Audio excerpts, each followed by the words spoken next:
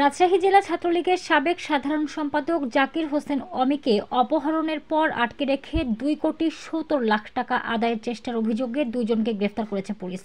বৃহস্পতিবার রাতে আরএমপির রাজপাড়া থানার বিলশিমলা এলাকার রায়না কমপ্লেক্স নামের একটি ভবন থেকে অমিকে উদ্ধার করা হয়।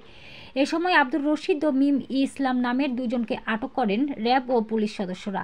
র্যাব 5-এর রাজশাহী ও আরএমপি চন্দ্রিমা থানা পুলিশ এই অভিযান চালায়।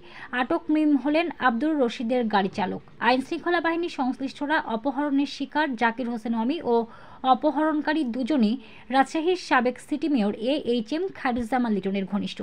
জমি ও প্লট বিক্রির টাকা লেনদেন সংক্রান্ত বিরোধ থেকেই এই অপহরণের ঘটনা ঘটে থাকতে বলে ধারণা করা হচ্ছে। মাদকাসক্ত ও টাকার বিনিময়ে কমিটি দেওয়ার অভিযোগ প্রমাণ হওয়ায় 2022 সালের 19 অক্টোবর জাকির হোসেন অমিকে রাজশাহী জেলা ছাত্রলীগের সাধারণ সম্পাদক পদ থেকে অব্যাহতি দেওয়া হয়। তার বাড়ি রাজশাহী জেলার বাগমারা উপজেলার গণিপুর গ্রামে। তিনি রাজশাহী মেডিকেল কলেজের ডেন্টাল ইউনিটের শিক্ষার্থী ছিলেন। বর্তমানে ইন্টার্নশিপ করছেন বলে জানিয়েছেন তার বাবা আমির হোসেন।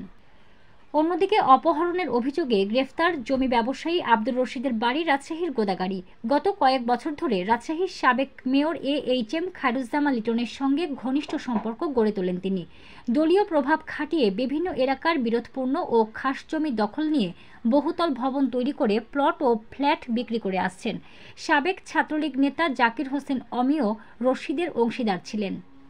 অমির বাবা আমির হোসেন চন্দ্রিমা থানায় দেওয়া অভিযোগে বলেছেন, তার ছেলে পেশায় দন্ত চিকিৎসক, নগরীর ছোট বনগ্রাম ব্যাংক টাউন এলাকায় বসবাস করেন।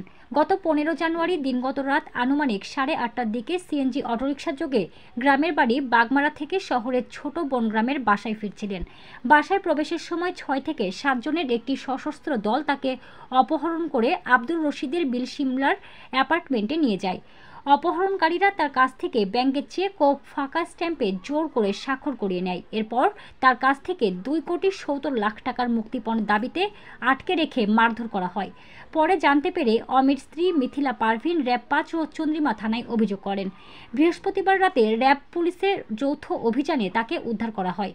অন্যদিকে অপহরণের অভিযোগে আটক ব্যবসায়ী আব্দুর রশিদ জানান, জাকির হোসেন অমি একসময়ে তার ব্যবসায়িক অংশীদার ছিলেন। তারা দুজনেই রাজশাহীর সাবেক মেয়র AHM খায়রুজ্জামান লিটনের ঘনিষ্ঠ ছিলেন।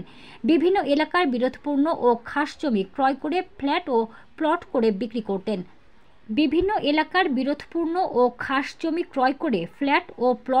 বিক্রি করেন।